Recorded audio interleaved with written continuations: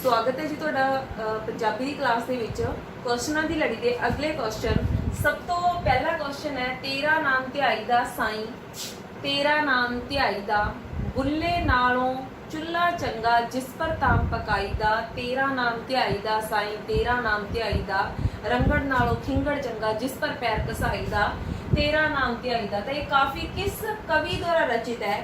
शाह हुसैन, बुल्ले शाह, हाशम या फिर बाबा फरीद जी। तो जो ये काफ़ी है ये बाबा बुल्ले शाह द्वारा लिखी गई काफ़ी है। इस दे विच परमात्मा के नाम की ध्यान की गल हुई है, आपा वारन की गल हुई है। ठीक है, साडा नेक्स्ट क्वेश्चन है जी, चंडी दी वार किस कवि द्वारा रचित है? चंडी दी वार नजाबत, मुहम्मद शाह और गुरु गोबिंद सिंह जी। तो जो चंडी दी वार है, चंडी दी वार श्री गुरु गोबिंद सिंह जी की रचना हैगी, जिन्हें मारकंडे प्रांत उन्होंने मिथिहासक कथा लई है ना। तो जो उस समय के हालात सी गुरु गोबिंद सिंह जी के, तो उन्होंने चंडी दी वार लिख के लोगों के जोश भरिया कि किस तरह एक जो औरत होंदे हुए इन्नी बहादरी ना लड़ती है ना। तो सानू भी जुल्म के खिलाफ लड़ना चाहिए, क्योंकि उस टाइम जो मुगल के अत्याचार वधे हुए सी, तो उसके विरुद्ध लोगों के जोश भरन दे लई है ना। तो गुरु जी ने ये जो वार है वो लिखी सी है ना। वैसे भी वार जो होंदी है वो जोश भरती है ना। तो उसकी गल हुई है। जे आपां नजाबत की गल करते हैं तो नजाबत ने नादर शाह की वार लिखी है, नादर शाह की वार लिखी है जो जदों उन्होंने भारत पर हमला किया। ठीक है, तो जो मुहम्मद शाह या मुहम्मद शाह ने जंगनामा ਸਿੰਘਾਂ ते फिरंगियां लिखा हुआ है। ठीक है, जंगनामा ਸਿੰਘਾਂ ते फिरंगियां का लिखा हुआ है। इस दे विच उन्होंने जो महाराजा रणजीत सिंह की डैथ हो जाती है, तो उस तो बाद उन्होंने राज दरबार के उथल पुथल जो होंदा गा है ना, उस तो बाद जो उन्होंने सरदारां दी कमियां होंदियां ने है ना, सारे जने आपस जो कुंवर होंदे ने, राणियां होंदियां ने है ना, सरदार होंदे ने, सारे गुरगद्दी गद्दी के लिए मतलब कि लड़ते आपस दे विच है ना। और जो उन्होंने सरदार होंदे ने उन्होंने वो खबर करते हैं, सूह दिंदे आ अंग्रेज़ां नूं, और अंग्रेज़ां दे नाल उन्होंने जो लड़ाइयां होंदियां ने है ना, तो उसका भी जिक्र इस दे विच है। नैक्सट है जी, सरदार कपूर सिंह द्वारा केड़ी वार्तक रचना रची गई है? तुरन दा हुनर, प्रार्थना, बाबा राम सिंह कूका, महाकवि कालिदास। तो जो सरदार कपूर सिंह की रचना हैगी वो है जी बाबा राम सिंह कूका। तो उन्होंने बाबा राम सिंह कूका का जन्म बारे दसिया है ना, उन्होंने किस तरह मतलब कि जो अपने उन्होंने समय के विच समाजिक कुरीतियां सीगियां उन्होंने खिलाफ बाबा जी लड़े ने है ना। जो कुड़ियां नूं मारन दा सी है ना, तो उन्होंने खिलाफ बाबा जी ने आवाज़ उठाई, उन्होंने गल हुई है। ठीक है जी, जे आप तुरन के हुनर की गल करते हैं तो यह डॉक्टर नरिंदर कपूर की रचना है, नरिंदर सिंह कपूर की रचना है। और जे गल करिए प्रार्थना की है तो प्रार्थना जो है डॉक्टर बलवीर सिंह की है। और जो महाकवि कालिदास है ये प्रोफेसर प्यारा सिंह पदम की है, प्यारा सिंह पदम। क्लियर। नैक्सट है जी, एक ना दे तन पल्ले शाह सदाइंदे श्लोक विच वजीद जी ने किस गल का जिक्र किया है? ठीक है, उन्होंने मालक नौकर का जिक्र किया, अमीरी गरीबी की गल की है, दुख सुख की गल की है, या खुशी कमी की गल की है। तो जो इस श्लोक के विच वजीद जी ने गल की है वो अमीरी ते गरीबी की गल की है। इस दे विच उन्होंने कहा है कि परमात्मा जो ने है ना, एक नूं तो बहुत सारा पैसा दिंदे ने, वो पट्ट दे सराणे लाउंदे आ है ना, पहनते भी मखमल कपड़े आ है ना। तो उन्होंने जो मतलब कि उच्चा उन्होंने रहन सहन की गल की, और एक जो होंदे नेगे वो दर दर दियां ठोकरां खांदे आ है ना। तो उन्होंने की गल हुई है, यानी कि अमीरी ते गरीबी की गल जिहड़ी हुई है वो इस दे विच हुई है। और नाल दी नाल वजीद जी ये कहंदे ने कि ये सारा परमात्मा दे हुक्म भाणे दे अनुसार ही है, जिहदे विच आपां दखलअंदाजी नहीं कर सकते। क्लीयर। नैक्सट है जी, अलोणिया लोक काव्य रूप का संबंध किस नाल है? अलोणिया। ठीक है, अलोहणिया का संबंध है जिहड़ा वो किहदे नाल है? मौत नाल है, जन्म नाल है, ब्याह नाल है, या बचपन नाल है। तो जो अलोहणियां हुंदियां ने उहदा संबंध मौत दे नाल है। अलोहणी की हुंदी है? उस्तत करनी, वडियाई करनी है ना, किसी मनुख की गुण गायन करना। जिस तरह कहते जो कोई मतलब कि मनुख मर जाता है तो वो जान तो पिछों जो मतलब कि विजोग के गुण गायन किए जाते हैं है ना। ਤੇ ਉਸ ਦੀ ਗੱਲ ਹੋਈ ਹੈ। ਇਸ ਦੇ ਵਿੱਚ ਨੈਣ ਜਿਹੜੀ ਹੁੰਦੀ ਹੈ ਉਹਦੀ ਮੁੱਖ ਭੂਮਿਕਾ ਹੁੰਦੀ ਹੈਗੀ, ਠੀਕ ਹੈ। ਸਮੂਹਿਕ ਰੂਪ ਦੇ ਵਿੱਚ ਅਲੂਣੀਆਂ ਗਾਈਆਂ ਜਾਂਦੀਆਂ ਨੇ। ਨੈਕਸਟ ਹੈ ਜੀ, ਇਕਹਿਰੇ ਭਾਵ ਵਾਲੀ ਇੱਕ ਤੁਕੀ ਰਚਨਾ ਕਿਸ ਨੂੰ ਕਹਿੰਦੇ ਹਨ? ਇੱਕ ਤੁਕੀ, ਉਹਦੇ ਵਿੱਚ ਇੱਕ ਭਾਵ ਹੁੰਦਾ, ਇੱਕ ਬਿੰਬ ਹੁੰਦਾ ਹਨਾ, ਇੱਕ ਚਿੱਤਰ ਹੁੰਦਾ, ਤਾਂ ਉਸ ਨੂੰ ਕੀ ਕਹਿੰਦੇ ਨੇ? ਸਿੱਠਣੀ ਕਹਿੰਦੇ ਆ, ਮਾਈਆ ਕਹਿੰਦੇ ਆ, ਟੱਪਾ ਕਹਿੰਦੇ ਆ, ਜਾਂ ਫਿਰ ਬੋਲੀ ਕਹਿੰਦੇ ਆ। ਤਾਂ ਜਿਹੜੀ ਇਕਹਿਰੇ ਭਾਵ ਵਾਲੀ ਇੱਕ ਤੁਕੀ ਰਚਨਾ ਹੁੰਦੀ ਆ ਉਹਨੂੰ ਟੱਪਾ ਕਹਿੰਦੇ ਆ, ਠੀਕ ਹੈ।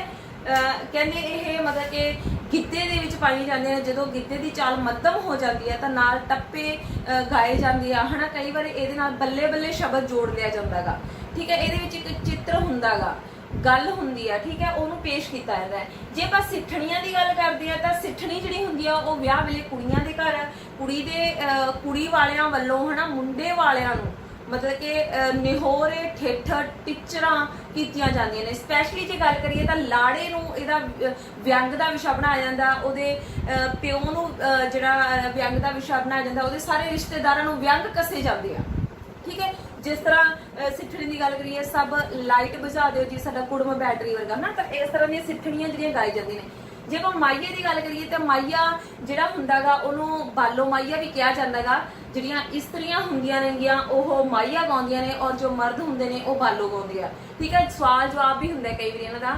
ਇਹ 3 ਸਤਰੀ ਹੁੰਦਾਗਾ। ਔਰ ਜੇ ਗੱਲ ਕਰੀਏ ਇਹ ਜਿਸ ਤਰ੍ਹਾਂ ਇਹਦੇ ਵਿੱਚ ਪ੍ਰਕਿਰਤੀ ਚਿੱਤਰਣ ਹਨਾ, ਨਿਹੋਰੇ ਹਨਾ, ਇਸ ਤਰ੍ਹਾਂ ਦੀਆਂ ਗੱਲਾਂ ਹੁੰਦੀਆਂ ਨੇ। ਜਿਸ ਤਰ੍ਹਾਂ ਕੋਠੇ ਤੇ ਕਿੱਲ ਮਾਈਆਂ, ਲੋਕਾਂ ਦੀਆਂ ਰੋਣ ਅੱਖੀਆਂ, ਸਾਡਾ ਰੋਂਦਾ ਏ ਦਿਲ ਮਾਈਆ ਹਨਾ, ਇਸ ਤਰ੍ਹਾਂ ਦੇ ਮਾਈ ਨੇ। ਬੋਲੀ ਜਿਹੜੇ ਗਿੱਧੇ ਦੇ ਵਿੱਚ ਪਾਈ ਜਾਂਦੀਆਂ ਨੇ, ਬੋਲੀ ਛੋਟੀ ਬੋਲੀ ਵੀ ਹੁੰਦੀ ਆ ਔਰ ਲੰਬੀ ਬੋਲੀ ਵੀ ਹੁੰਦੀ ਹੈ, ਕਲੀਅਰ। ਨੈਕਸਟ ਹੈ ਜੀ ਸਾਡਾ ਕੁਐਸਚਨ, ਰਾਮ ਪਿਆਰੀ ਕਿਸ ਇਕਾਂਗੀ ਦੀ ਪਾਤਰ ਹੈ? ਠੀਕ ਹੈ, ਰਾਮ ਪਿਆਰੀ ਹੈ ਉਹ ਕਿਸ ਇਕਾਂਗੀ ਦੀ ਪਾਤਰ ਹੈ? ਪਰ ਧੌਣ ਤੱਕ, ਗਊ ਮੁਖਾ, ਸ਼ੇਰ ਮੁਖਾ, ਗੁਬਾਰੇ ਜਾਂ ਫਿਰ ਮੌਨਤਾਰੀ। ਤਾਂ ਜੋ ਰਾਮ ਪਿਆਰੀ ਪਾਤਰ ਹੈ ਉਹ ਮੌਨਤਾਰੀ ਇਕਾਂਗੀ ਹੈ ਜਿਹੜੀ ਹਨਾ, ਉਸ ਦਾ ਪਾਤਰ ਹੈ। ਜਿਹੜੀ ਇਹ ਇਕਾਂਗੀ ਹੈ ਇਹ ਆਈ.ਸੀ. ਨੰਦਾ ਯਾਨੀ ਕਿ ਈਸ਼ਵਰ ਚੰਦਰ ਨੰਦਾ ਨੇ ਲਿਖੀ ਹੋਈ ਹੈ। ਆਈ.ਸੀ. ਨੰਦਾ ਦੁਆਰਾ ਲਿਖੀ ਗਈ ਹੈ।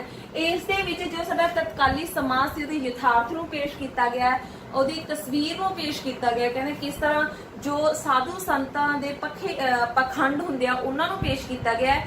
ਔਰ ਨਾਲ ਦੇ ਨਾਲ ਜੇ ਗੱਲ ਕਰੀਏ ਤਾਂ ਪੁਲਿਸ ਦੀ ਚੰਗੀ ਕਾਰਗੁਜ਼ਾਰੀ ਹੈ ਜਿਹੜੀ ਉਹਨੂੰ ਪੇਸ਼ ਕੀਤਾ ਗਿਆ ਕਿ ਕਿਸ ਤਰ੍ਹਾਂ ਜੋ ਰਾਮ ਪਿਆਰੀ ਹੁੰਦਾ ਉਹਦਾ ਜਿਹੜਾ ਭਤੀਜਾ ਹੁੰਦਾ ਉਹ ਮਤਲਬ ਕਿ ਗਬਨ ਕੇਸ ਦੇ ਵਿੱਚ ਭਗੌੜਾ ਹੋਇਆ ਹੁੰਦਾਗਾ ਹਨਾ, ਤਾਂ ਉਹ ਇੱਕ ਮਤਲਬ ਕਿ ਰਾਮ ਪਿਆਰੀ ਕੋਲੇ ਆਣ ਕੇ ਪਨਾਹ ਲੈਂਦਾਗਾ। ਔਰ ਜੋ ਪੁਲਿਸ ਵਾਲੇ ਹੁੰਦੇ ਨੇ ਉਹ ਸਾਧੂ ਸੰਤ ਬਣ ਕੇ ਆਉਂਦੇ ਆ ਔਰ ਇਸ ਕੇਸ ਦਾ ਪਰਦਾਫਾਸ਼ ਕਰਦੇ ਆ ਔਰ ਜੋ ਉਹ ਭਤੀਜਾ ਹੁੰਦਾ ਉਹਨੂੰ ਫੜਦੇ ਆ ਹਨਾ, ਜਿਹੜਾ ਕਿ ਕੋਈ ਕਿਸੇ ਕੇਸ ਦੇ ਵਿੱਚ ਹੁੰਦਾ, ਠੀਕ ਹੈ, ਉਹਨੂੰ ਫੜਦੇ ਆ। ਨੈਕਸਟ ਜੇ ਆਪਾਂ ਗੱਲ ਕਰੀਏ ਪਰ ਧੌਣ ਤੱਕ, ਤਾਂ ਪਰ ਧੌਣ ਤੱਕ ਜਿਹੜੀ ਇਕਾਂਗੀ ਹੈ ਇਹ ਡਾਕਟਰ ਸਤੀਸ਼ ਕੁਮਾਰ ਵਰਮਾ ਦੀ ਲਿਖੀ ਹੋਈ ਹੈ। ਡਾਕਟਰ ਸਤੀਸ਼ ਕੁਮਾਰ ਵਰਮਾ, ਠੀਕ ਹੈ। ਔਰ ਜੋ ਗੁਰਮੁਖ ਹੈ ਇਹ ਡਾਕਟਰ ਗੁਰਸ਼ਰਨ ਸਿੰਘ ਦੀ ਲਿਖੀ ਹੋਈ ਹੈ, ਗੁਰਚਰਨ ਸਿੰਘ ਦੀ, ਸੌਰੀ, ਡਾਕਟਰ ਗੁਰਚਰਨ, ਇਹ ਡਾਕਟਰ ਗੁਰਚਰਨ ਸਿੰਘ ਦੀ ਹੈ। ਔਰ ਗੁਬਾਰੇ ਜੋ ਹੈ ਇਹ ਡਾਕਟਰ ਆਤਮਜੀਤ ਦੀ ਹੈ, ਆਤਮਜੀਤ ਦੀ ਕਹਾਣੀ ਹੈ, ਕਲੀਅਰ। ਨੈਕਸਟ ਹੈ ਜੀ ਕੱਕਾ ਔਰ ਖੱਖਾ ਦਾ ਅੰਤਰ ਕੀ ਹੈ? ਇਸ ਦੇ ਵਿੱਚ ਉਚਾਰਨ ਸਥਾਨ ਦਾ ਅੰਤਰ ਹੈ, ਪ੍ਰਾਂਤਾਂ ਦਾ ਅੰਤਰ ਹੈ, ਉਚਾਰਕ ਅੰਤਰ ਹੈ, ਜਾਂ ਫਿਰ ਕੁਝ ਵੀ ਅੰਤਰ ਨਹੀਂ ਹੈ ਇਹਨਾਂ ਦਾ, ਸੇਮ ਹੈ, ਠੀਕ ਹੈ। ਜੇਕਰ ਆਪਾਂ ਕੱਕਾ ਖੱਖਾ ਦੇ ਉਚਾਰਨ ਸਥਾਨ ਦੀ ਗੱਲ ਕਰਦੇ ਹਾਂ ਤਾਂ ਦੋਨਾਂ ਦਾ ਉਚਾਰਨ ਸਥਾਨ ਇੱਕ ਹੀ ਹੈ, ਦੋਨੋਂ ਕੀ ਨੇ? ਕੰਠੀ ਆ, ਠੀਕ ਹੈ। ਜੇ ਆਪਾਂ ਪ੍ਰਾਂਤਾਂ ਦੀ ਗੱਲ ਕਰਦੇ ਹਾਂ ਤਾਂ ਇਹਨਾਂ ਦਾ ਫਰਕ ਹੈ ਜੀ। ਜੋ ਕੱਕਾ ਔਰ ਖੱਖਾ ਨੇ ਇਹ ਪ੍ਰਾਂਤਾਂ ਦੇ ਆਧਾਰ ਤੇ ਅਲੱਗ ਨੇ, ਕਿਉਂ ਜਿਹੜਾ ਕੱਕਾ ਹੈ ਉਹ ਅਨਾਦੀ ਅਲਪ ਪ੍ਰਾਣ ਹੈ ਔਰ ਜੋ ਖੱਖਾ ਹੈ ਉਹ ਅਨਾਦੀ ਮਹਾਪ੍ਰਾਣ ਹੈ। ਜੋ ਪ੍ਰਾਂਤਾਂ ਦਾ ਸੰਬੰਧ ਹੁੰਦਾ ਹੈ ਉਹ ਸਾਹ ਦੀ ਮਿਕਦਾਰ ਦੇ ਨਾਲ ਹੁੰਦਾ ਹੈਗਾ ਹਨਾ। ਕੁਝ ਵਿਅੰਜਨ, ਕੁਝ ਹਨਾ ਵਰਨ ਨੇ ਜਿਨ੍ਹਾਂ ਦੇ ਉਚਾਰਨ ਦੇ ਸਮੇਂ ਜਿਹੜੇ ਸਾਹ ਦੀ ਮਾਤਰਾ ਸਧਾਰਨ ਤੋਂ ਜ਼ਿਆਦਾ ਲੱਗਦੀ ਆ ਉਹਨੂੰ ਮਹਾਪ੍ਰਾਣ ਕਹਿ ਦਿੰਦੇ ਨੇ, ਤੇ ਕੁਝ ਦੇ ਉਚਾਰਨ ਦੇ ਸਮੇਂ ਜੇ ਗੱਲ ਕਰੀਏ ਤਾਂ ਉਹ ਮਤਲਬ ਕਿ ਸਧਾਰਨ ਜੋ ਸਾਹ ਦੀ ਮਿਕਦਾਰ ਹੁੰਦੀ ਆ ਉਹਦੇ ਨਾਲ ਉਚਾਰੇ ਜਾਂਦੇ ਆ, ਉਹ ਹੁੰਦੇ ਨੇ ਜੀ ਅਲਪ ਪ੍ਰਾਣ, ਕਲੀਅਰ। ਤਾਂ ਜੋ ਖੱਖਾ ਆ ਹਨਾ ਉਹ ਕੀ ਹੈਗਾ? ਸਾਡਾ ਅਨਾਦੀ ਮਹਾਪ੍ਰਾਣ ਆ, ਕੱਕਾ ਖੱਖਾ ਹਨਾ। ਤਾਂ ਅੱਗੇ ਜਿਹੜੇ ਸੈਕਿੰਡ ਵਰਡ ਆ ਉਹ ਸਾਰੇ ਜੇ ਗੱਲ ਕਰੀਏ ਤਾਂ ਉਹ ਪ੍ਰਾਣ ਮਹਾਪ੍ਰਾਣ ਨੇ, ਠੀਕ ਹੈ। ਨੈਕਸਟ ਹੈ ਜੀ ਜੀਭ ਦੀ ਨੋਕ ਨੂੰ ਪਿਛਲੇ ਪਾਸੇ ਉਲਟਾ ਕੇ ਬੋਲਣ ਵਾਲੀਆਂ ਧੁਨੀਆਂ ਨੂੰ ਕੀ ਕਹਿੰਦੇ ਨੇ? ਜੇ ਸਾਡੀ ਜੀਭ ਹੈ ਜਿਹੜੀ ਉਹਦੀ ਨੋਕ ਉਲਟ ਜਾਂਦੀ ਹੈ ਹਨਾ, ਇਸ ਤਰ੍ਹਾਂ ਹੋ ਜਾਂਦੀ ਹੈ, ਤਾਂ ਉਦੋਂ ਕਿਹੜੇ ਜਿਹੜੇ ਵਿਅੰਜਨ ਜਾਂ ਧੁਨੀਆਂ ਉਚਾਰੀਆਂ ਜਾਂਦੀਆਂ ਨੇ ਉਹ ਸੁਰਯੰਤਰੀ ਹੈ, ਤਾਲਵੀ ਹੈ, ਜਾਂ ਫਿਰ ਹੋਠੀ ਹੈ, ਜਾਂ ਫਿਰ ਉਲਟ ਜੀਵੀ ਹੈ, ਜਾਂ ਮੂਰਧਨੀ ਹੈ। ਤਾਂ ਜਦੋਂ ਸਾਡੀ ਜੀਭ ਉਲਟਦੀ ਹੈ, ਜਿਸ ਤਰ੍ਹਾਂ ਟੈਂਕਾ, ਠੱਠਾ, ਡੱਡਾ, ਤਾਂ ਸਾਡੀ ਜੀਭ ਦੀ ਨੋਕ ਉਲਟ ਜਾਂਦੀ ਹੈ, ਤਾਂ ਉਹਨੂੰ ਉਲਟ ਜੀਵੀ ਕਹਿੰਦੇ ਨੇ ਔਰ ਮੂਰਧਨੀ ਵੀ ਕਹਿੰਦੇ ਨੇ।